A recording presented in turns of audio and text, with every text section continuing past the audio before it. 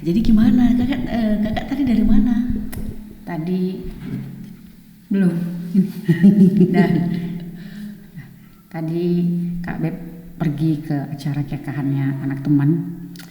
Terus itu agak lama juga katanya dia nunggunya. Jadi cerita sama adik-adik si tante itu nggak risau gitu dia. Kenapa? Masih 26 rupanya. Usianya. Tapi sempat juga mereka cek dokter buat ini ya kan. Karena itulah mungkin karena masih muda ya belum ada lah berkejar-kejaran dengan waktu kan. Udah mulai. Oh iya. Halo pemirsa, sahabat, jumpa lagi kita di Parental Channel. Channel yang memberikan kita tambahan wawasan, tambahan cerita-cerita, tambahan pengetahuan, ngobrol-ngobrol. Dengan saya ditemani nih sekarang juga host Parental Channel, Erna Girsang. Hai. Halo. Semuanya. Salam lestari.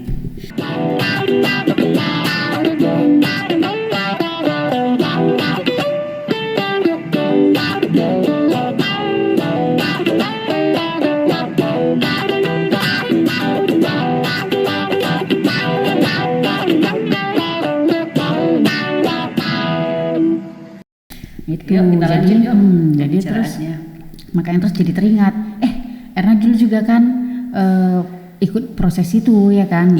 Jadi supaya teman-teman juga tahu kita hari ini mau bahas tentang hal yang penting sih pasti buat semua orang ya kan, anak. Apapun ceritanya pasti jadi dambaan ya kan. Terus yaudah kita ngobrol karena kemarin Erna juga punya pengalaman di situ kan. Jadi gimana waktu memutuskan untuk maulah coba prosesnya gimana, mulanya itu gimana, gara-gara apa, umur kah? Untuk proses bayi tabung ya. Waktu itu ya mungkin umur ya. Umur kan sebagai wanita kita kan sel telur ya itu kan jumlahnya kan sudah tetap, tidak akan bertambah lagi, sudah terbatas kan. Jadi makin umurnya makin tinggi maka probability-nya kan semakin kecil. Seperti itu. Jadi ya sudahlah, waktu itu umur saya itu 39 tahun waktu menikah di umur itu. Menikah di umur 36. Jadi kira-kira menunggu 3 tahun lah. Karena akhirnya I'm single and very happy waktu itu ya kan ceritanya kan. Jadi akhirnya umur 36 tahun sebenarnya nggak ada niat sih awalnya, nggak ada niat, tapi untuk menemani teman saudara melakukan hal itu ya sering gitu kan, beberapa kali. Belum ada niat, masih ya udah berdoa aja alami. Karena biasanya itu kan pas mau Natal selalu teringat Natal ya, waktunya mau kumpul keluarga. Terus udah mau Natal, udah 2 tahun berjalan, ayo kita cek lagi lah. Pergilah lagi waktu itu ke rumah sakit Bunda juga. Bunda, dokternya Dokter Caroline Tan namanya. Ini nggak apa-apa lah disebutkan kan, ini kan kisah nyata kan, supaya akurat juga informasinya bahwa ini benar jadi pertimbangan. Kemudian di sana cek, kata dokternya, iya sih, coba kita cek lah HSI gitu namanya ya, untuk mengecek apakah dia bisa menembus, dikasih cairan merah atau bagaimana itu kan, pokoknya bisa. Tapi ada multimiom, atau multimiomnya aja kita bersihkan, siapa tahu gara-gara ini. Siapa tahu itu kendalanya. Siapa tahu ini kendalanya. Ya udah nggak apa-apa, karena kan itu kan juga harus dibersihkan juga kan, karena memang kadang udah mengganggu juga, kadang udah sakit dia kan pada saat menstruasi udah sakit kan, udah dibersihkan. Ya udah tunggu aja dulu gitu. Nanti 6 bulan lagi kalau mau tak inseminasi atau datang lagi ya gitu kan. Setelah itu ya lupa lagi kerja lagi ini segala belum macam. Betul-betul terniat ya. Jalan-jalan seperti itu. Akhirnya pada suatu hari berapa tahun kemudian ya, itu 2017 mau dipindahkan ke Medan. Pikir-pikir ya nggak apa-apa sih, karena resign kerja ya nggak apa-apa juga kan, di sana juga bisa kerja freelance kayak apa segala macam kan, bisa lah, yang penting apa namanya, tetap melakukan sesuatu gitu kan. Terus tapi mumpung pulang, kenapa nggak kita coba juga? Karena banyak waktu luang. Bayi tabung dulu akan banyak waktu luang nanti di Medan. Iya, kan? pasti nanti akan banyak waktu luang. Kita coba aja dulu di sini, soalnya kan kalau di Medan nanti mungkin susah nyarinya. Kalau di Jakarta kan pilihannya banyak seperti itu. Akhirnya cobalah. Jadi ya pada saat proses hamil ini positifnya itu udah jarak jauh LDR gitu. Pada saat awal-awalnya aja yang bersama. Sewaktu awal mau menentukan, mau mulai ini nih, mulai kita bayi tabung, mau ke rumah sakit. Ada ngobrol dengan keluarga, tanggapan keluarga gitu, gimana? Enggak ada ngobrol. Oh, ya memang diputuskan aja yuk. Iya, bersama aja berdua. Diputuskan berdua aja. Terus diinformasikan aja. Oh iya, adalah kepada kakak ipar juga diinformasikan. Oh, bahwa kami mau ini loh ke sini gitu. Oh iya, sukses ya gitu. Oh, semoga berhasil. Ayo siapkan mental gitu. Mendukung. Terus waktu waktu mau memilih rumah sakit, ini apa yang jadi milihnya itu kenapa? Cari iklan atau cari harga atau cari karena pertimbangan ada circle terdekat yang juga di situ? Iya.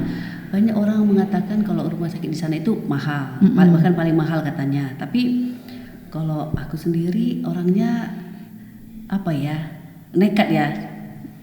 Yakin semua pasti disediakan. Jehovah Jireh, Tuhan pasti sediakan.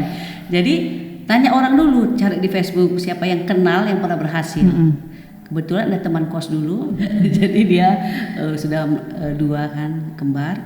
Tanya, Mar, di mana bayi tabungnya? Oh, di sini, di Morula IFV ya. IVF. Iya. Dengan dokter Anwar apa ya? Pokoknya dokter Anwar lah. Ada 2 suku kata namanya. Setelah itu, oh ya udah. Atur jadwal lah menemui dokter itu, konsultasi seperti itu. Jadi mulailah dengan menjadi pasien di rumah sakit Bunda itu ya. Morula itu untuk klinik bayi tabungnya. Terus seperti itu. Mulai dari datang, apa yang pertama kali jadi perhatian, jadi fokus? Ya biaya. Ya biaya. Jadi itulah yang pertama kali dibicarakan dengan dokternya ya? Oh enggak sih, kalau dokternya enggak, itu ke adminnya. Pertama-tama dokternya kesiapan dulu, konsultasi. Dia menjelaskanlah kalau ini seperti ini, bahwa saya hanya berusaha untuk membantu mempersatukan, tapi semuanya terserah kepada Tuhan yang memberikan nafas kehidupannya, seperti itu. Tetap lebih banyak campur tangan yang di atas Tuhan, ya. Iya, karena nafas kehidupan kan sesuatu yang nggak bisa diciptakan oleh manusia. Bayi tabungnya hanya usaha ikhtiar aja untuk mempersatukan yang dimirip-miripkan dengan kondisi rahim, seperti itu. Diambil disatukan, dimasukkanlah ke wadah yang suhunya apanya segala macam seperti rahim, supaya dia bisa hidup di situ beberapa hari, seperti itu kan. Terus udah mulai konsul pertama. Cereng kan. Nah, mulai konsul pertama langsung disuruh ke depan, administrasi mendaftar. Baru mulai bicara-bicara. Memang mahal kah? Ya bagi saya mahal ya kan. Bagi saya mahal.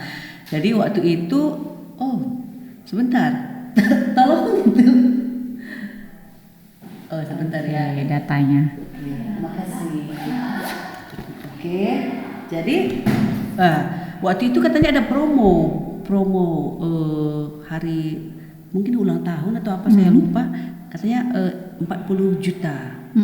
Tapi dari yang harusnya itulah ternyata awalnya nggak tahu berapa kan. 40 juta itu ternyata itu hanya 3 perlakuan aja yang 40 juta itu, yaitu pick up ovum 1, pengambilan sel telur yang seharusnya 22 juta. Kemudian obat stimulasi itu 31 juta harga resminya, berarti udah 53 juta kan, sama tindakan embryo transfer itu 6.500.000. Setelah diambil sperma, diambil sel telur, disatukan di luar, terus dimasukkan, disuntikan ke rahim, itulah embrio transfer. Jadi sampai positif. Enggak, 3 perlakuan itu saja. 3 perlakuan itu sampai positif. Belum, maksudnya belum. Ini kan perlakuan banyak. Ada mungkin 12 perlakuan ada. 20 perlakuan ada. Ternyata yang didiskon itu hanya 3 perlakuan ini aja. Hanya 3 perlakuan ini yang dari misalnya ini dari 60 menjadi 40. Sementara itulah seperti yang harus itulah biaya yang termahalnya. Mungkin. Sementara seperti kayak embrio transfer berapa itu? Kena sekitar 30 ya. Itu bisa nggak bisa 2 kali, bisa 3 kali pada orang-orang tertentu ya. Tidak 1 kali langsung berhasil nggak juga kan?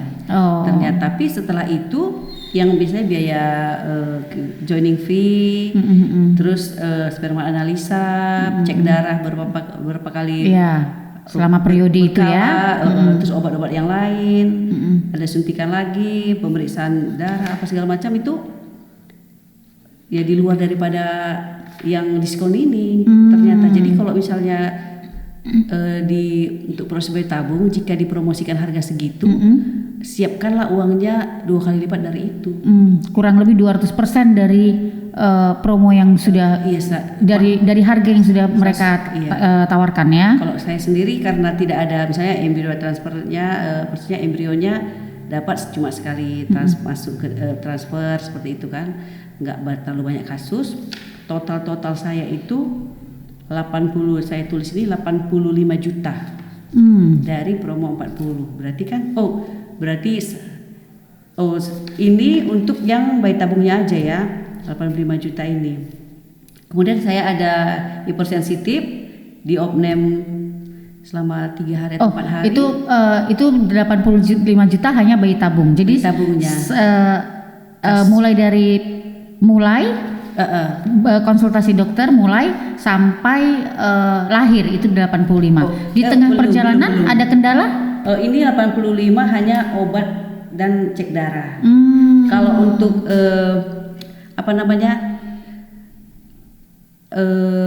konsultasi dokternya tidak termasuk di situ.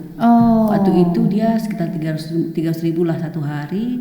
Mungkin kita ketemunya itu berapa ya dalam proses persiapan sama mulainya itu. Jadi bilanglah 95-an ya. Iya mungkin 95 lah. 95-an tapi di luar tindakan-tindakan lain yang tidak berhubungan dengan bayi tabung itu tidak termasuk. Kalau ada kasus ini yang posisi normal. Iya, yang tidak ada keluhan, tidak ada perlu diperbaiki lagi, di maintain. Kalau saya ada, tapi di luar ini ada kendala selama begitu dia mulai ada kendala. Pada saat embrio transfer kan menunggu proses 2 minggu menunggu proses positif atau enggak kan. Di situ setelah embrio transfer hari keempat saya mengalami kejang di perut. Itu hipersensitif terhadap apa saya lupa. Akhirnya opname juga di rumah sakit selama 3 atau 4 hari. Dikasih obat-obatan itu biayanya sekitar 13 juta. Saya masih ingat itu 13 juta. Tapi itu kan tidak semua yang mengalami. Kalau ini pasti benar. Satu jalan ini pasti semua orang yang mengalami. Ini harga tahun 2017. Mungkin untuk saat ini mungkin lebih mahal ya.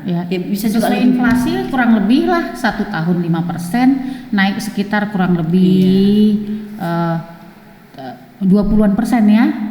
Mungkin ya. Gitu. Pokoknya ini itulah sekali jalan gitu, tidak ada pengulangan-pengulangannya. Terus simpan sperma, simpan embrio pun saya nggak ada kan, jadi tidak termasuk lah di sini. Selama perjalanan kan terus di rumah sakit Bunda ini, dengan dokter yang itu aja. Ada pengalaman yang agak-agak misalnya, agak nggak enak sih sebenarnya. Nggak enak sih, antrinya lah ya, antrinya kan. Antrinya itu kan banyak kan, mungkin dia 1 hari itu sampai 20-30 dia antri, itu udah nggak enak, capek lah kadang-kadang sampai kalau kita dalam kondisi hamil yang kondisinya juga harus dijaga-jaga ya, antri sampai 3-4 jam.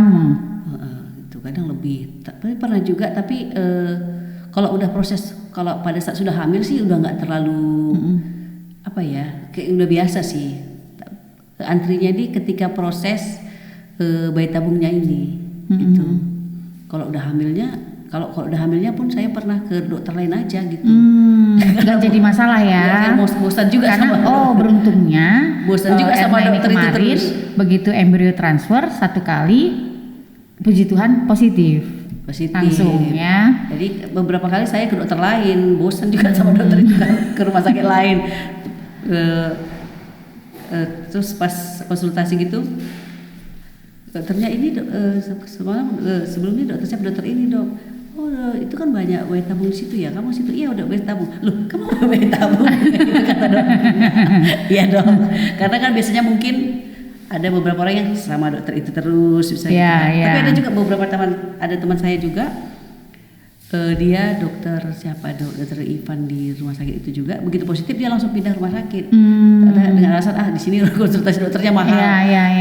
Udah bisa sih pindah kayak gitu. Tapi biasanya begitu mungkin yang memang kendalanya pun hampir bisa dibilang tidak ada setelah mereka dinyatakan positif ya. Karena banyak juga mungkin yang begitu dinyatakan positif masih harus mengalami banyak lagi perlakuan-perlakuan kan. Nah, jadi untuk pindah pun mungkin agak takut kali ya. Iya sih, sebaiknya sih memang dokter yang itu juga supaya tahu juga dia history. Tahu rekam mediknya ya. Jadi terus kalau dihitung-hitung total biaya? Total ya segitulah, paling 120-an lah total. 120 juta tahun 2017. Itulah kalau di rumah sakit tersebut. 2017, kemudian tahun 2018 bulan berapa? Berapa ya? Berarti lahirnya kan April 2018. Tahun 2018 bulan April lahirlah Gregory Siahaan. Sekarang sudah berumur 4 tahun. Apa kabarnya? Hampir 4 tahun. Baiklah, sedang lucu-lucu. sedang merepotkannya. Iya, sangat. Jadi kalau menurut Erna lah, apa sih yang harus paling diperhatikan kalau orang mau mencoba? Iya. Pertama mental lah, siapkan mental. Karena kan prosesnya panjang. Proses panjang, ada beberapa misalnya alat suntik yang kita harus suntik sendiri, belum lagi ngantri ke dokternya. Jadi siapkan mental aja, fisik juga, siapkan fisik lah gitu. Terus jangan terlalu jangan terlalu stres lah, jangan terlalu ngoyo ya, terbebani. Ibaratnya kita tetap berdoa, tetap berusaha melakukan yang terbaik, tetap mengikuti semua prosedur, tetap berdoa tetap beriman bahwa yang terbaik akan diberi. Kalaupun mau minta sama Tuhan, Tuhan tolong aku beri keberhasilan untuk ini, ya nggak apa-apa juga sih kan, meminta juga. Iya benar. Jadi satu mental, terus ya biayanya lah disiapkan. Itulah yang tadi antara kurang lebih 120 akhirnya kalau ya. Untuk di Jakarta ya, di rumah sakit tersebut. Kalau yang untuk kondisi tanpa kendala gitu ya, 1 kali embrio transfer positif itu 120. Karena ada juga kadang-kadang gini dia ketika sudah mau hari hanya pick up ovum ternyata belum matang, pun tambah lagi suntikan gitu. Biasanya itu kalau udah uang kita pas-pasan tambah suntikan agak ketakutan di rumah sakit. Aduh gimana dia, berapa lagi nanti ya, agak ketakutan. Saya pernah juga malam kan, besok ya pick up ovum, tapi hari ini cek darah dulu. Pas cek darah, masih ada satu yang masih perlu disuntik gitu kan, 1 kali karena ada yang belum matang sedikit. Waduh, berapa ini besok ya gitu kan. Nah, ternyata kan ekspektasi minimal 1 atau 2 juta lah gitu kan sekali suntiknya itu. Tapi pada saat itu aku sama Mbak Bastian kan kita nginep di hotel kan, supaya rileks juga kan, supaya rileks. Terus yang dekat-dekat situ juga, dekat-dekat situ supaya rileks kan. Berapa ini ya? Pas kami datang, rupanya 300.000. Rupanya mereknya lain. Mungkin aduh itu 300.000. Itu di ending kan, kayak gitu. Makanya memang betul-betul harus ada spare memang ya, nggak bisa berkutat hanya dari brosur yang dikasih sama rumah sakit ya. Karena banyak perlakuannya. Karena kalau kita ditanya rumah sakit dari awal ini akan habis berapa, rumah sakit pun tidak akan bisa jawab. Setiap orang kasusnya di dalam perjalanannya beda-beda. Iya. Tapi yang besar-besar itu yang mereka sebutkan. Karena memang yang kecil-kecilnya konsul, cek darah itu kan kita bayar ketika ada perlakuan. Iya. Gitu. Dan seperti kayak konsul, obat, vitamin itu juga dialami misalnya dengan ibu-ibu hamil alami juga mereka ngalamin ya. Nah terus sudah lahir ada perlakuan khusus atau sebelum lahir ada perlakuan khusus nggak untuk anak-anak bayi tabung? Biasanya? Biasa aja ya, nggak ada harus karena misalnya kan makannya harus yang begini, obatnya harus yang begini, enggak ya? 7 bulan balik pulang ke Medan kan dokternya udah ganti juga. Oh, jadi nggak ada ya setelah embrio transfer positif, kalau nggak ada kendala ya biasa aja ya, seperti kehamilan alami aja. Waktu itu saya minum Ascardia sama asam folat aja. Nah ya itu dialami juga semua kan, dikonsumsi semua. Setelah lahir ada perlakuan khusus lagi, misalnya bayi tabung itu harus gimana, bayinya itu harus gimana perlakuannya ada? Enggak juga ya. Jadi sebenarnya ya tidak merepotkan setelah itu, cuman usaha untuk mendapatkannya ini ya, proses mendapatkan di awalnya ini yang memang betul-betul menguras. Iya. Tenaga lah, kalau bisa sih fokus ke situ lah gitu. 2 minggu cuti kalau misalnya ada pekerjaan kan. Seperti itu. Supaya rileks ya. Iya, karena banyak juga memang yang terus kalau kata dokternya coba ambil cuti dulu 3 bulan misalnya kan. Iya, di cuti 3 bulan kan? Itu belum sempat ambil sel telur sudah datang sendiri alami, ada juga yang begitu, kebanyakan yang begitu ya. Kan. Iya benar-benar. Ya itulah segala macam cerita ya kan. Ada yang mudah, ada yang diberi juga kerikil-kerikil buat mendapatkannya. Tapi setelah kita dapatkan, mau dia bayi tabung, mau dia lahir dengan alami, mereka tetap titipan yang harus kita jaga sepenuh hati. Iya betul. Ada pesan untuk teman-teman yang misalnya punya ini niat kayaknya setelah ini bolehlah kami coba-coba 120 masih sisa sedikit lah tabungan kami ada. Apa yang harus ini misalnya entah gimana milih rumah sakitnya itu gimana gitu supaya nanti nggak merasa apa yang harus mereka ini saring gitu. Saring ya. Tergantung keyakinan kita juga sih, maksudnya kalau saya sendiri kalau sudah memutuskan percaya gitu. Percaya sama dokter tersebut, percaya sama rumah sakit itu gitu. Jadi tidak mengganggu pikiran dengan overthinking kan. Aku juga ini benar nggak ini perlakuannya? Tapi kalau yang di sana kayak gini, kalau yang di sana kok perlakuan kayak gini, temanku kok kayak gini, ini aku kok nggak dapat perlakuan gini gitu. Teguh hati lah kalau sudah diputuskan jalani. Rumah sakitnya dokternya, udah itu aja kita ikuti aja prosedur yang dia lakukan sejauh masih masuk akal. Kan? Jadi mungkin ya banyak-banyak tanyalah ya, mungkin dengan circle-circle terdekat, dengan kawan-kawan yang udah pernah. Kalau di sini bagaimana, di sini bagaimana, gitu mungkin kali ya lebih daripada hanya membaca sekedar iklan sebelum memutuskan ya. Tapi kalau udah memutuskan jangan lagi diganggu dengan pikiran seperti benar. Percayakan aja. Iya. Kecuali dibawa ke jurang ya jangan ikut ya kan. Tapi kalau kita kan ya percaya aja sama ilmu pengetahuan kan. Itu kan ilmu pengetahuan kan juga anugerah Tuhan juga kan kepada umat manusia. Itu juga memang usaha mereka untuk supaya kehidupan lebih baik kan. Iya. Wah, menarik. Tidak terasa kita sampai di ujung. Terima kasih. Udah habis waktu kita ya. Saya Baby dan Erna Girsang, kita jumpa lagi di ngobrol-ngobrol berikutnya di Parental Channel. Jangan lupa like dan subscribe. Salam lestari.